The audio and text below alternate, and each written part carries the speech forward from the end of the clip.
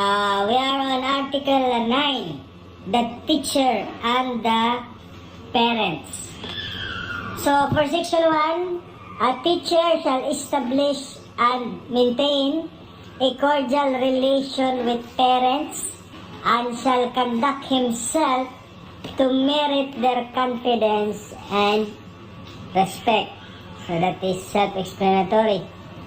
And Section 2, a teacher shall inform parents through proper authorities of the progress and deficiencies of learners under him, exercising utmost candor and tact in pointing out learners' deficiencies and in seeking parents' cooperation for proper guidance improvement of the learners. So, in the Department of Education, quarterly we have the so-called portfolio day. So, in that activity, the parents and the learners are invited, and also it is a venue for the teacher to inform the parents of the performance of their children. So, by that activity, the teacher usually there is the parents get feedback from the teachers as to the performance of their children in school. So magandang activity yan. At least there is a transparency, kasi unlike before na nalalaman na lang ng mga parents na bagsak na yung kanilang mga anak. So, hindi man lang sila nabibigyan ng pagkakataon kung paano nila matutulungan yung kanilang anak sa kanilang pag-aaral para hindi naman sila bumagsak. Okay? So, under Code of Ethics, it is the duty of the teachers to inform the parents of the performance, progress, or the deficiency of the learners, exercising candor and tact. Okay? So, Section 3, a teacher shall hear parents' complaint with sympathy, understanding, and shall discourage unfair criticism. Ayan, very self-explanatory. Alam mo, ito ganito. Usually, ang nangyayari ganito. Parents are competing kung sino sa mga anak nila ang mag-top honor. So, usually, mayroong complaint at hinihingi nila yung records, official records ng katunggali ng kanilang mga anak. Halimbawa, their child is a candidate for first honor and he has obtained a lower grade than the other child who is also a candidate for a first honor, and the parents want to know the performance of the other child by examining the grades and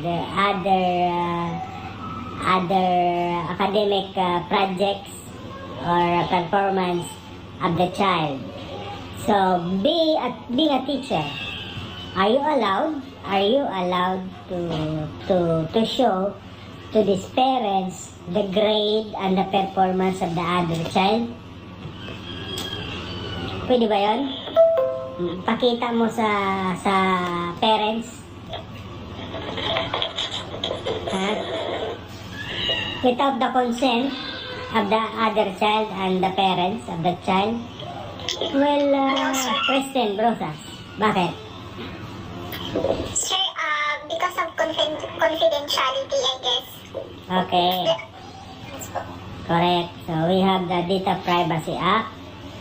So, it is covered, can be considered as personal information. So, if you are filing a complaint, you can view, you can access the information, the grades of your child only, and not the academic records of the other child unless it is with consent. Okay? So, yun lang naman yung Article 9, the teacher and the parents. We have Article 6, expectation of the learners from teachers, the teacher and the learners. Section 1, a teacher has the right and duty to determine the academic marks and promotion of learners in the subjects they handled. Such determination shall be in accordance with the generally accepted procedures of evaluations and measurement. In case of any complaint, teachers concerned shall immediately take appropriate action observing the process. So, based on Section 1, it is only the teacher who is handling the subject has the right to determine the academic mark and the promotion of the learners. Considering the giving of marks, he has to observe procedures of evaluation and measurement. So, for example, if you are an advisor, teacher of a certain child, and you decided not to give mark or grade to a certain student, but your principal did. Your principal said that this student deserves to have a grade. So I will be the one who will put grade into his or her records. So is it allowed?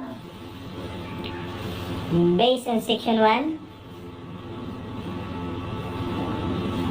What is your opinion?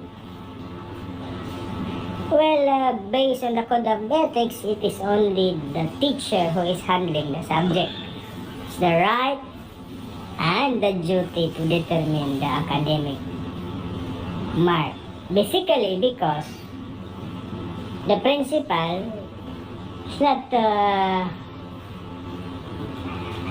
really handling the subject, has not seen the performance of the child.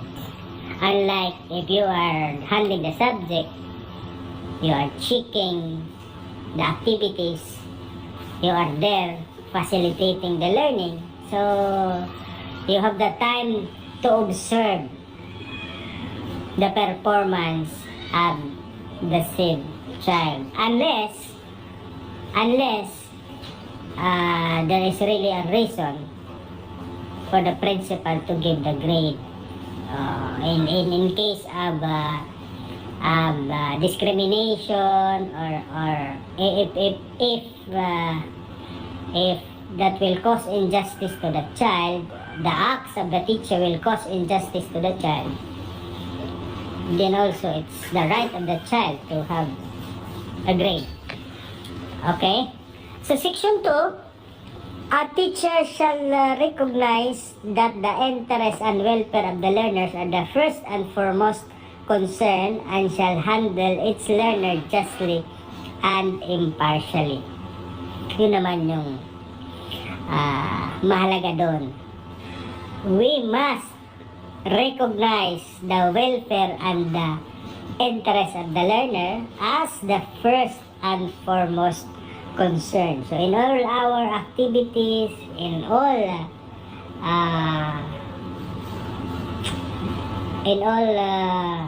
circumstance, we should consider the best interest of our learners. Section 3. Under no circumstance shall a teacher be prejudiced nor discriminatory against learner. Ayan. So, we should not be discriminatory or prejudiced just because of our vested interest. We failed a student. It's not allowed, no? And academic performance is the only basis for giving marks, no other basis.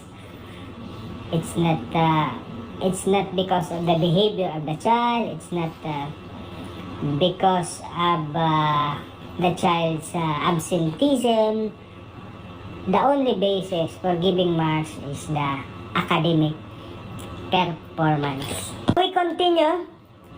A teacher shall not accept favors or gifts from learners, their parents, and others in their behalf in exchange for request concession, especially if underserved. O, tandaan ha, you will not accept gift or favor from the parents because it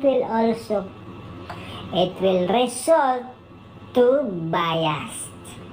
Siyempre, ikaw na nakakatanggap ng regalo, mataas din ang ibibigay mo na grade doon sa anak ng nagbibigay ng regalo, gift, or favor.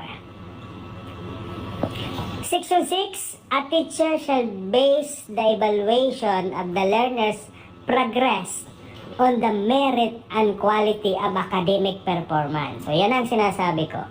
Only on the merit and quality of academic performance and not anything else. The basis of evaluation of learners' work. Section 7. In a situation where mutual attraction and subsequent love develop between teacher and learner, the teacher shall exercise utmost professional discretion to avoid scandal, gossip, and preferential treatment of the learner. So, pwede bang ma-in-love si teacher sa kanyang mga estudyante? According to Section 7, it is allowed. Pwedeng ma-in-love. Ma-develop yung mutual attraction of teacher and the student, provided, however, that the teacher shall exercise professional discretion to avoid scandal, gossip, and preferential treatment. So, gagawin ni teacher dapat merong gawin si teacher para hindi sila pag-usapan, maging subject of gossip or any scandal sa school, especially for preferential treatment because of the boyfriend-girlfriend relationship. Mataas yung grade ng estudyante, hindi ganon. Okay? Pero pwede ma-develop yung mutual attraction as long as the teacher shall observe professional discretion. Okay? So, do you have any questions or concerns? Wala? Continue on Section 8. A teacher shall not inflict corporal punishment on offending learners nor make deduction from their scholastic rating as a punishment for the act which are clearly manifestation of poor scholarship. So, you are not allowed to make corporal punishment, pinching, slapping, kaya pinapa-squat yung mga bata. Hindi yan allowed.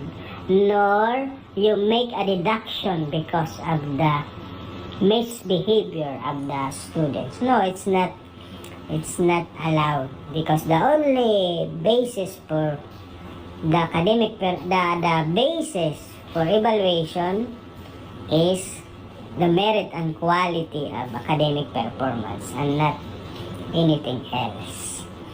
Section 9, a teacher shall ensure that conditions contributive to the maximum development of learners are adequate and shall extend needed assistance in preventing or solving learners' problem and difficulties.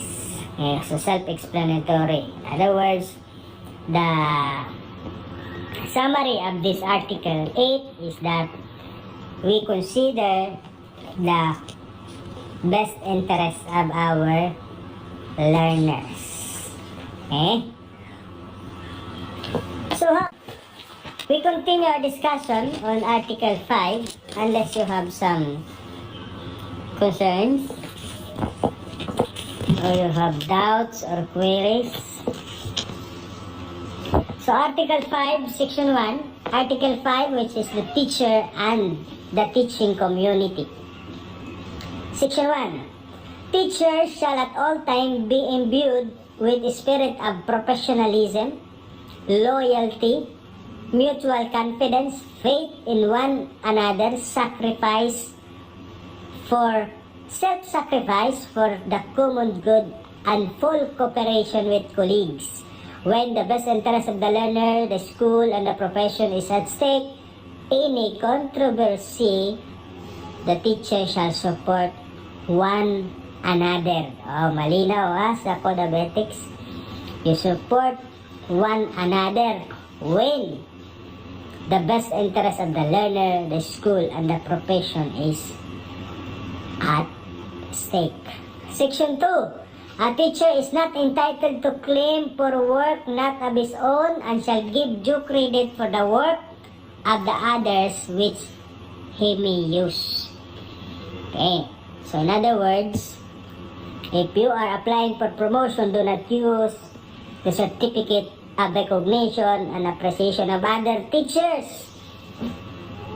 Usually kasi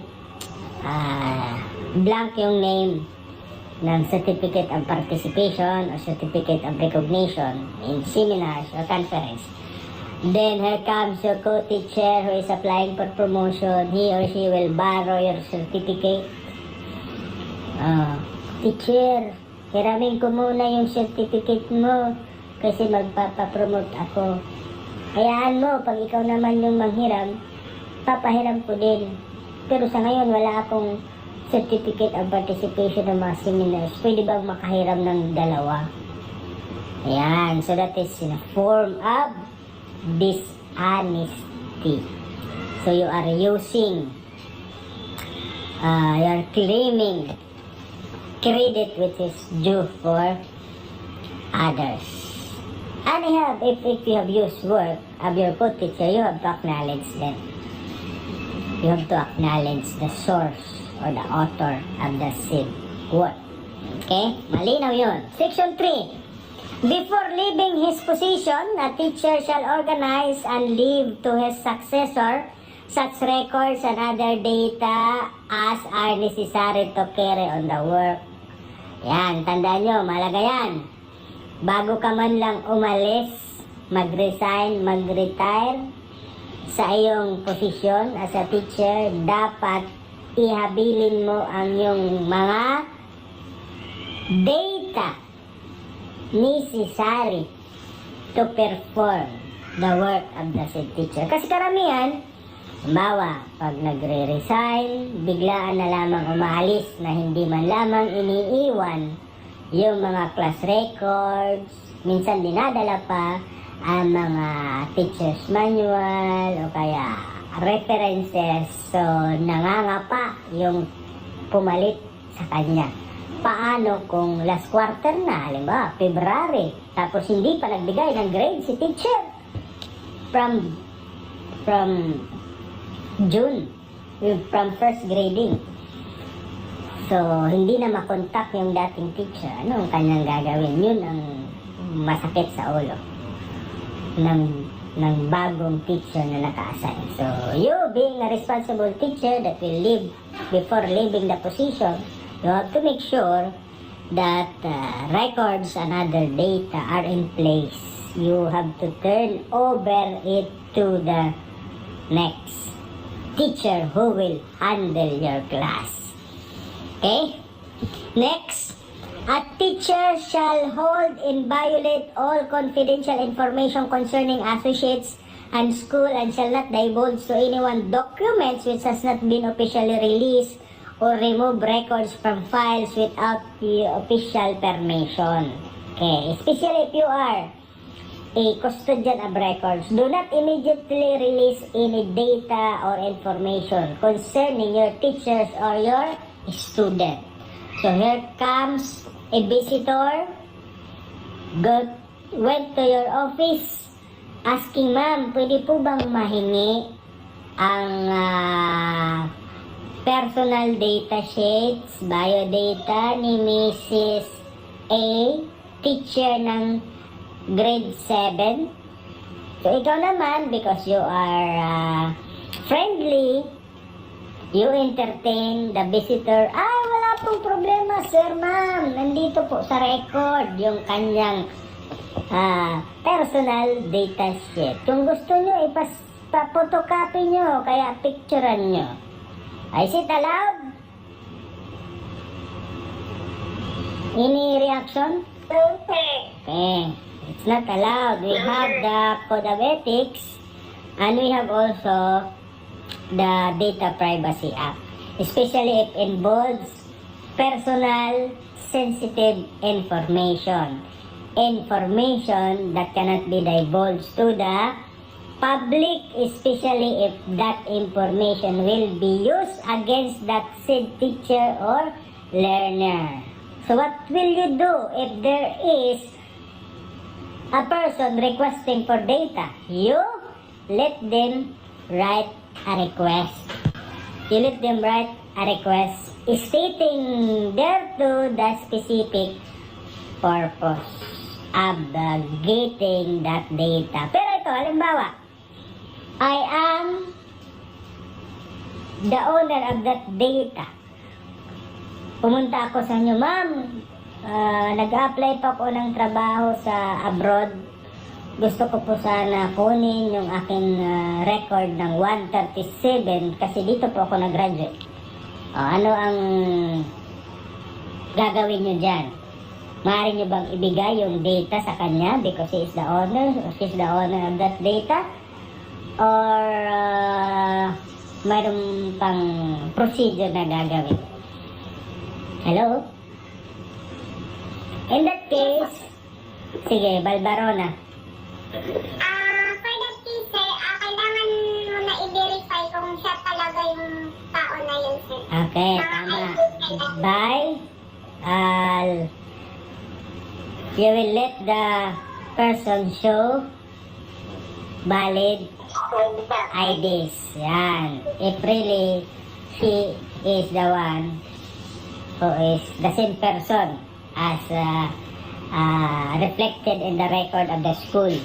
Okay? Pero, ibibigay yun. If it's found out that he is really the one or she is the one who is the owner of that data. Okay? Kasi sa kanya naman yan. Bahala siya kung anong gamitin, saan niya gagamitin yun. Pero pag ibang tao, kahit sabihin kapatid po ako ni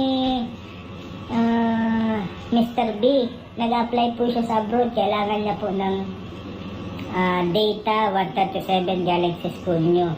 Maaari po bang hingin? Maaari po bang makahingi ng kopya? So in that case, ano ang gagawin nyo?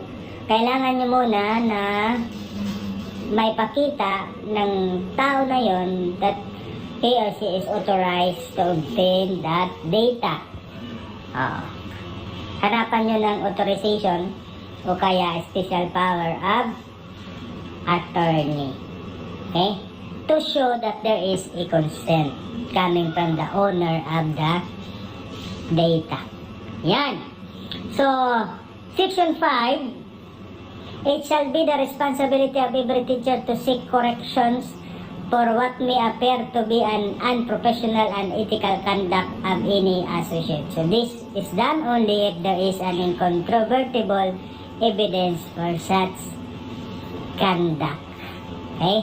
Section 6, a teacher may submit to the proper authorities any justifiable criticism against an associate, preferably in writing without violating any right of the concerned individual. So if you have some concerns or criticism or complaints against your associate, according to our code of ethics, you have to do it in writing so that the other party is also given the chance to answer. Okay? Section 7, a teacher may apply for vacant position for which he is qualified provided that he respect the system of selection on the basis of merit and competence, provided further that all the qualified candidates are given the opportunity to be considered. So you have the right to apply if you are qualified and you subject yourself in a correct process. Okay? So hindi na you will bypass the process, you will go to your padrino. Mga padrino nagpapatulong para ikaw ang ma-promote, ikaw ang ma-hire, o ikaw yung ma-transfer. So it's not allowed. You have to observe the proper process. And if you are qualified, you can apply for promotion. Okay, so we go to Article 6. Article 6, unless you have some questions. So the teacher and the higher authorities in the Philippines. Section 1, a teacher shall make it a duty to make an honest effort to understand and support legitimate policies of the school and administration regardless of professional feeling or private opinion, and shall faithfully carry them out. Yan, parang sundalo. Obey first before you complain. So just like when the K-12 curriculum din was new, many teachers are against it. Marami yung ayaw nila sa K-12, gusto nilang bumalik sa dating curriculum, but they cannot do otherwise.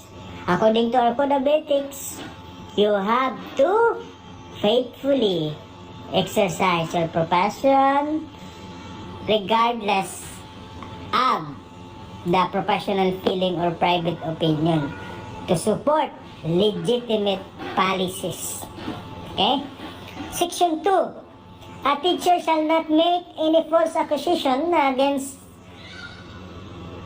their superior, especially under anonymity. However, if there are valid charges, he should present such under oath to competent authority. Yan. Maraming nagko-complain ng anonymous complaint. So, according to our Code of Ethics, Section 2, Article 6, you should not make false accusation. Okay? Ang iba, matapang na mag-file ng complaint using anonymous or fake pseudonym. Pseudonym ang ginagamit. They are fan of making complaint, which is usually nadi-dismiss kasi wala namang ina-attach na evidence. But however, if there is a cause or there is really an evidence that you can show against certain superior, then you can file a complaint under oath, naka-subscribe and sworn to before a notary public or administering officer. Yan ang ibig sabihin ng under oath. Okay, Section 3. A teacher shall transact all official business through channels except when special condition warrant a different procedure, such as reforms are advocated but are opposed by the immediate superior, in which case the teacher shall appeal directly to the appropriate higher authority. So you will transact through channel. Ibig sabihin, you go through stages. You go to the school head, to the supervisor, to the division office, to the regional office, and then to the central office. Do not just immediately go to the central office. Why? It will be referred back to the region will refer back that to the division office, the division office will just refer that to the district, and the district will just refer it to your school. So, balik din yung iyong concern doon sa school. Nagtagal nga lang. Pero kung doon muna sa school ka nagsimula, baka na-treat agad immediately ang inyong concern. Okay, so you observe correct channels of communication. Then, Section 4, a teacher, individually or part of the group, has the right to seek redress against injustice and discrimination, and to the extent possible shall raise the grievance within democratic process. In doing so, he shall avoid jeopardizing the interest and welfare of those whose right to learn must be respected. So you have the right to seek redress and against injustice and discrimination.